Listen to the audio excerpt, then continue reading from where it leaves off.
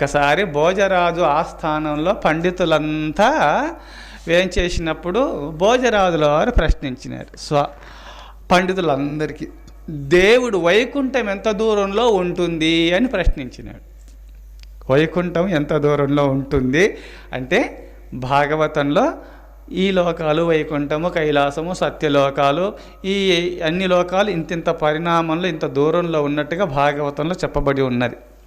వాళ్ళు పుస్తకాలు వెతుకుతున్నారు, వైకుంఠం ఇంత దూరంలో ఉంటే ఎంత దూరంలో కొలత, ఆ కొలత ప్రకారంగా ఆ భోజరాజుల వారికి చెప్పాలని వాళ్ళంతా లెక్కించే సమయంలో ఇక్కడ కులమత భేదాలు తీయకూడదు. ఒక రజకుల వారు ఒక చాకలైన బట్టలు ఉతికి ఆ బట్టలు మూటగా ఆ బట్టలు ఉతికి ఆరేసుకొని మూట ఎట్టుకొని పెద్ద మూట తలకాయకి తగిలించుకొని మోసుకొని పోతున్నాడు. ఆడిపోయేసరికి ఇక్కడ చర్చ జరుగుతుంది. వైకుంఠం ఎంత దూరం, ఆయన మహాపరమ భక్తుడు, వైకుంఠం ఎంత దూరంలో ఉంది అని భోజరాజు ప్రశ్నించింది విన్నాడు. ఎందుకంటే ఆయన పరమభక్తుడు కావున అప్పుడప్పుడు అక్కడ వెళుతూ అలా పండితులు ఆ భోజరాజుల వారు మహాభక్తుడు కావున, మహాపండితుడు కావున ఏమైనా మంచి మంచి మాటలు వస్తే వినొచ్చని కొంచెం ఆగేవాడట అప్పుడప్పుడు. అక్కడ కొంచెం ఆగగానే వైకుంఠం ఎంత దూరంలో ఉంది అని ప్రశ్నించినాడు భోజరాజుల వారు పండితులను. వాళ్ళు లెక్కించే సమయంలో ఆలస్యం అవుతుంది కదా, నాకు తెలుసు కదా, నేను చెప్తే సరిపోతుందని చెప్పి, ఓ భోజరాజు మహారాజా, నువ్వెంత దూరం గట్టిగా కేకేస్తావో అంత దూరంలో ఉంది వైకుంఠము అని చెప్పినాడు. నువ్వు గట్టిగా కేకేస్తే అంత దూరంలోనూ ఉంది. ఒక పండితుడి నుండి, ఒరే పిచ్చివాడా, నీకేం తెలుసు, సరే నేను కేక్ అయ్యకుంటే నేను మనసులోనే అనుకుంటా అక్కడే ఉందా వైకుంఠం అంటే, అక్కడ కూడా ఉంది అన్నాడు. అక్కడ కూడా ఉంది, నిదర్శనము అన్నాడు. ఆనాడు ఎక్కడా భూతలం ఎక్కడా వైకుంఠం ఎక్కడా గజేంద్రుడు ప్రార్థించినాడు. వెనుదట జీవుల మాటలు చనునట చనరాని చోట్లకు చరణార్థులకో ఎనుదట పిలచిన సర్వముగనునట సందేశమయ్య కరుణావార్ధి. గజేంద్రుణ్ణి ఆ మొసలి పట్టుకున్నప్పుడు ఏడుస్తూ దుఃఖసాగరంలో మునిగి వెనుదట జీవుల మాటలు చనునట చనరాని చోట్లకు చరణార్థులకో జనుదట పిలచిన సర్వముగనున్నట సందేహమయ్య కరుణావార్ధి. స్వామి, నువ్వు అంతటా ఉన్నావట, పోరాని చోట్లకైనా పోతావట, అంతటా ఉన్నావు, అందరి మాటలు వింటావట. స్వామి, నేను ఇంతగా ఏడుస్తున్నాను కదా, నా మాటలు ఎందుకింటలేవు, నా గోడును ఆలకించి వచ్చి నన్ను ఎందుకు రక్షిస్తలేవు అని ఏడుస్తుండే తరుణంలోనే అప్పుడు వైకుంఠంలో శ్రీ మహావిష్ణువు, లక్ష్మీదేవి అక్కడ ఉన్నారు. వాళ్ళు అట్టి సందర్భంలోనే ఏదో భక్తులు ఉన్నారు కావున ఆ భక్తులనే పాచికలుగా చేసుకొని ఆడుకుంటూ ఉంటారు ఆ లక్ష్మీనారాయణులు అప్పుడప్పుడు. ఏమి స్వామి, భక్తులు పాచికలుగా ఉంటారా? ఏమి నిదర్శనం అంటే, ఆ లక్ష్మీనారాయణులు అప్పుడప్పుడు ఆ భక్తులనే ఆ పాచికలుగా పసిపాపలను ఎగిరేస్తూ తల్లిదండ్రులు ఎలా ఆడుకుంటుంటారో, కొంతమంది భక్తులు ఉంటారు కదా, ఏదో భోగ విలాసాల్లో ఉండి ఎందుకో కొంచెము అజ్ఞాన స్థితిలో పోయి ఆ నారాయణు భజించినప్పటికైనా వాళ్ళ ప్రవర్తన బట్టి, ఆయా స్థితిగతులను బట్టి ఆ రూపాలు వాళ్ళు ధరిస్తూ ఉంటారు. ఇప్పుడు శ్రీ మహావిష్ణువుకు, ఆ పరమేశ్వరునికి, ఆ జగన్మాతకు ఆభరణాలన్నీ పరమభక్తులే సుమా. అందుకోసమే ఆ పరమభక్తులను పాచికలుగా చేసుకొని ఆడుకుంటూ ఉంటారు, పసిపాపాలను తల్లిదండ్రులు ఆడుకున్నట్టు. అది నిదర్శనం ఏంటంటే పుండరీకుని భార్య లక్ష్మి, ఆ లక్ష్మీనారాయణులు ఆడుతున్నటువంటి పాచికలు మాత్రమే సుమా. వాళ్ళు భూలోకంలో భక్తి నశించింది, అచంచలమైన భక్తిని లోకాన్ని చాటుట నిమిత్తము అని ఆ పాచికలే లక్ష్మీనారాయణులు ఆడుకొనుతున్నటువంటి పాచికలు భూలోకానికి పంపినప్పుడు పుండరీకుని భార్యగా అవతరిస్తారు వాళ్ళు. ఆ పాచిక అంటే కొంచెం ఉంటుంది కదా, ఆ పాచిక అంటే వ్యసనమే కదా. ఆయన పుట్టుకతోనే కొంచెం చిన్న అల్లరి చేష్టలు చేస్తూ రాగా పరమభక్తుడై ఆ పాండురంగన్నే అక్కడ నిలిపినాడు పండరీ క్షేత్రంలో. ఈనాడు అందరూ చూస్తున్నారు కదా. అందుకోసమే ఆ పరమభక్తులను పాచికలు చేసుకుని ఆడుకున్న సమయంలో లావొక్కింతయులేదు ధైర్యము విలోలంబయ్య ప్రాణంబులున్ టావుల్ దప్పెను మూర్చ వచ్చె తను ఉండశ్యన్ శ్రమం బయ్యడిన్ నీవే తప్పయి తప్పరం బెరుగ మన్నిం పందగున్ జీదీను నిన్ రావే ఈశ్వర కావవే వరద సంరక్షింపు భద్రాత్మక. శుభములు ప్రసాదించు ఓ దేవుడా, లావక్కింతయు లేడు ధైర్యము విలోలంబయ్య ప్రాణంబులున్. ఇక ప్రాణములు టావులు తప్పినాయి, టావులు తప్పెను మూర్చ వచ్చే, నాకు మూర్ఛ వస్తుంది, ఇక నాకు మరణమే, ఇప్పుడు ఇంక ఏమీ మార్గం, నువ్వు తప్ప నాకు నీవే తప్ప ఇత పరంబెరుగన్ మన్నింపందగున్ ఈ దీనున్ రావే ఈశ్వర కావవే వరద సంరక్షింపు భద్రాత్మక అని వేడుకొనగా సంపూర్ణమైన శరణాగతి పొందినాడు. మరి ఇంతకుముందు పొందలేదా అంటే, ఆ సరస్సులో ఒక తామర తోడలు మొసలి లాగుతుంటే ఆ తామర తోడలు ఆ తామర పుష్పాలు గట్టిగా పట్టుకుంటే కొంచెం ఆధారం ఉంటుందిలే అనే భావన చేత ఆ తామర తోడలు పట్టుకొని ఆ శ్రీహరి శ్రీహరి అని పిలిచినాడు. అది గట్టిగా లాగేసరికల్లా ఇక నా వల్ల కాదు, నేను జయించలేను, ఆ శ్రీహరి కరుణ లేక నేను ఇంకా ఈ మొసలిని జయించలేనని చెప్పి సంపూర్ణంగా తొండము పైకెత్తి శ్రీహరి నీవే తప్ప ఇతప్పరం బెరుగ మన్నింపందగున్ ఈ దీను నిన్ను రావే ఈశ్వర కవవే వరద సంరక్షింపు భద్రాత్మక అనగానే అట్టి సందర్భంలో లక్ష్మీనారాయణులు అపాచికలు ఆడే సమయంలో ఎందుకో ప్రణయ కలహము ప్రళయ కలహాలు అని రెండు ఉన్నాయి. ప్రణయ కలహము అంటే మాట్లాడుకుంటూ ఊరుకు కొట్టుకుంటూ ఉంటారు. ప్రళయ కలహం అంటే మొత్తం చంపుకోవడము. అట్టి సందర్భంలో ఎందుకో లక్ష్మీదేవి ఏదో మాట అన్నప్పుడు పతిదేవుని నన్ను ఇట్లా అంటావని ప్రణయ కలహంలో ఎందుకో చీర చెరుగు పట్టుకొని కొట్టపోయినాడు.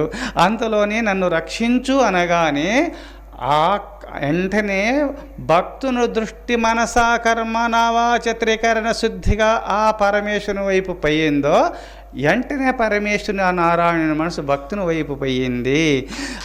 అలవైకుంఠపురంబులో నగరిలో నా మూల సౌధంబుదాపల మందార వనాంతరామృత సర ప్రాంతేందు కాంతోపలోత్పల పర్యంకరమా వినోదియగు ఆపన్న ప్రసన్నుండు విహ్వల నాగేంద్రము పాహి పాహి అన కొయ్యాలించి సంరంభియై. ఆ నారాయణుడు వెంటనే ఆ వైకుంఠంలో ఉన్నాడు. ఆ అలవైకుంఠపురంబులో నగరిలో ఆ వైకుంఠపురములో ఆ వైకుంఠంలో ఉండగా అక్కడ మందార వనము ఉన్నది, అక్కడ అమృత సరస్సు ఉన్నది. ఇక్కడ వాస్తు శాస్త్రము వర్ణింపబడింది ఈ పద్యమును. వైకుంఠంలో మంచిగా ఈశాన్యంలో అమృత సరస్సు ఉన్నది, పైన కల్పవృక్షాల వనము ఉన్నది, అక్కడ చంద్రకాంత శిలలు ఉన్నాయి. సూర్యకాంత శిలలు చంద్రకాంత శిలలను రెండు రకాలు ఉన్నాయి. సూర్యుడు ప్రకాశించినప్పుడు సూర్యకాంత శిలల నుంచి ఆ రాళ్ళ నుంచి అగ్ని స్రవిస్తుంది. చంద్రుడు ఉదయించగానే అమృతం స్రవిస్తుంది చల్లగా. అప్పుడు ఆ చంద్రకాంత శిలలపైన కూర్చొని ఆడుకునే సమయంలో నన్ను రక్షించు అనగానే వెంటనే అలవైకుంఠపురంబులో నగరిలో నా మూల సౌధంబుదాపల మందారవనాంతరామృత సర ప్రాంతేందు కాంతోపలోత్పల పర్యంకరమా వినోదియగు ఆపన్న ప్రసన్నుండు విహ్వల నాగేంద్రము పాహి పాది అన కుయ్యాలించి సంభ్రంభియై. ఉత్సాహం కలయి వెంటనే ఆ భక్తుని కాపాడాలని అమ్మ చీర చెరుగు పట్టుకున్నది కూడా మర్చిపోయి తన్ను తాను మర్చిపోయి అకస్మాత్తుగా కొప్పించేసి చెరికించెప్పడు శంఖ చక్రయుగమున్ చేదోయి సంధింపడు ఏ పరివారంబును చీరడు అబ్రకపతిం బన్నింపడు ఆ కన్నికాంతరధంబిల్లము చక్కనొత్తడు వివాద ప్రోత్తిత శ్రీ కుచో పరిచేలాంచలమైన వీడడు గజ ప్రాణవనోత్సాహి అయి. వెంటనే నారాయణుడు చెరికించెప్పడు లక్ష్మీదేవితో చెప్పలేదు. సిరికించెప్పడు శంఖచక్రయుగము చేదోయి సంధింపడు శంఖచక్రాలను ధరించలేదు. ఏ పరివారమును చేరడు, నేను పలానా దగ్గరికి వెళుతున్నాను, అక్కడ గజేంద్రుని రక్షించడం నిమిత్తమే అక్కడ విశ్వక్షేణుడు ఉన్నాడు, ఎంతో పరివారంతో, ఎవరితో చెప్పలేదు. ఏ పరివారమును చేరడు అబ్రకపతిం బన్యంపడు, గరుత్మంతుని కూడా పలానా దగ్గరికి వెళుతున్నాను, గరుత్మంత సిద్ధంగా ఉండని తన వాహనమైనటువంటి గరుత్మంతునికి చెప్పలేదు. ఏ పరివారంబును చీరడు అబ్రగపతిం బన్నింపడు, ఆకర్ణికాంతరథం బిల్లము చక్కనొత్తడు. శ్రీహరి రక్షించు అని కేకేసినంత మాత్రముననే అయ్యో నా భక్తునికి ఆపదొచ్చిందని ఉలికిపడ్డాడట శ్రీహరి. ఉలికిపడగానే అప్పుడు కొప్పేసుకున్నాడట శ్రీ మహావిష్ణువు. ఆ కొప్పు ఊడిపోయిందట అకస్మాత్. అంత ఉలికిపడ్డాడు. భక్తుడు పిలిచినంత మాత్రమున ఆ కొప్పు ఊడిపోయిన కొప్పు మొడి ఆకర్ణికాంతర ధమ్మిల్లము చక్కనొత్తడు. అవన్నీ కూడా మురుగులపై ఆ మురుగులు ఆ వెంట్రుకలన్నీ కూడా చెవుల కిందికి ఈ కన్నుల అంతా విరేలాడుతున్నాయి. దాంట్లో కూడా సరిదిద్దుకోలేదు. భక్తుని కాపాడు నిమిత్తమై ఏమో ఆలస్యం చేస్తే నా భక్తుడు ఎంత బాధపడుతాడో కదా. మరి ఇంతవరకు అలయక నొలయక వేసేట నొలయక కరి మకరి తోడ ఉద్దండత రాత్రులు సందెల్ దివిసంబల్ సలపెను బోరొక్క 1000 సంవత్సరముల్. మరి 1000 సంవత్సరాలు కూడా యుద్ధం చేసినారు కదా. మరి అప్పుడు ఎందుకు అంటే అప్పుడు అహంభావనతో ఉన్నాడు. ఈ మొసలంతా నేను జయిస్తలే అని. ఆ మొసలు గట్టి పట్టుకొని ఆ మొసలి చేత బంధింపబడి దెబ్బలు తిని ఇంక గెలవలేనని సంపూర్ణమైన శరణాగతి పొందగానే ఆ క్షణమే తన్ను తాను మరిచిపోయి భగవంతుడు భక్తుని రక్షించడం నిమిత్తమై ఆకర్ణికాంతర ధంబిల్లము చక్కనొత్తడు వివాద ప్రోత్తిత స్త్రీ కుచో పరిచేలాంచలమైన వీడడు. ఆ వివాదం వచ్చినప్పుడు ఏదో ఆ సందర్భంలో లక్ష్మీదేవి యొక్క చీర చెరుగు పట్టుకున్నటువంటి ఆ చీర చెరుగు గుడంగా పట్టుకున్నది గుడంగా మరిచిపోయినాడు. తన్ను తాను శ్రీ కుచో పరిచేలాంచలమైన వీడడు గజ ప్రాణావనోత్సాహి అయి గజేంద్రుని రక్షించడం నిమిత్తమే అతి స్పీడ్గా వచ్చి రక్షించినాడా లేదా? అట్నే మనము ఆ గజేంద్రుడు ఎట్లా ప్రార్థించినాడో మనసా కర్మణ వాచ. కొంతకాలము ఏదో ప్రార్థిస్తుందంటే అప్పుడు రాలేదు, ఆపదల నుండి విముక్తిని చెయ్యలేదు. మనము కూడా ఈ సంసారం అనే ఒక మొసలి పట్టుకుంది. అందులో సంపూర్ణమైన శరణాగతి పొందనంత కాలము భవబంధ విముక్తులము మనము కాలేము కాబోము. ఆ పరమేశ్వరుని సంపూర్ణమైన శరణాగతి ఏనాడు పొందినామో అప్పుడే ఆ క్షణమే ఆ తక్షణమే ఆ వెంటనే పరమేశ్వరుడు మనల్ని కాపాడుతాడు. సర్వావస్థల యందు మనల్ని కాపాడుతూ ఉంటాడు. అందుకోసమే ఆ నిదర్శనము ఏమిటి? ఎక్కడుంటారు స్వామి అంటే నేను నా భక్తుడు ఎక్కడ సంపూర్ణంగా మనసా కర్మ నా వాచ నన్ను ప్రార్థన చేస్తాడో అక్కడనే ఉంటాడు.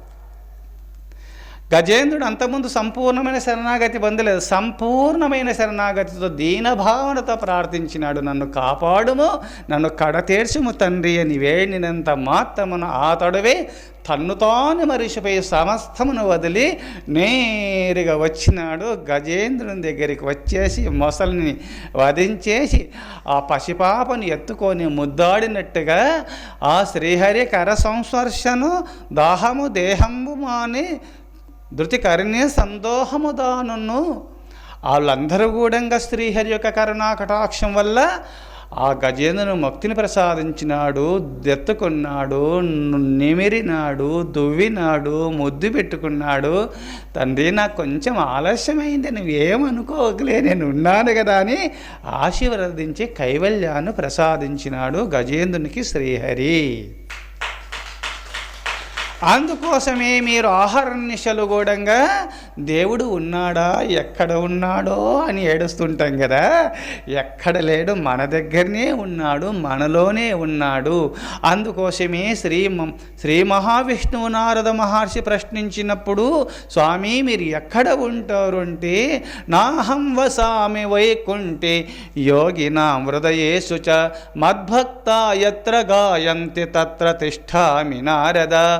ఏ పరమభక్తాగ్రేశ్వరులను సంపూర్ణమైన శరణాగతి పొందుతారో అట్టి పరమభక్తుల దగ్గర నేను ఉంటాను. వారిని సర్వావస్థల యందు కాపాడుతాను. వారికి ఏది అవసరమంటే అది ప్రసాదిస్తాను.